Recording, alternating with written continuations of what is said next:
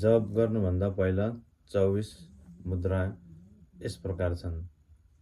सुमुखम सम्पुटम चैव विततं विसृतं तथा द्विमुखम त्रिमुखम चैव चतुख पंचमुखो तथा षट्मुखा अधोमुखम चैव व्यापकम जलिकं तथा सकटं यमपासञ्च ग्रन्थितं च मुखो मुखं प्रलवं मुष्टिकं चैव मत्स्य कूर्मो वराहक सिंह क्रान्तं महाक्रान्तं मुद्गरं पल्लवंस्तथा एता मुद्रा चतुर्विंशत् जपादो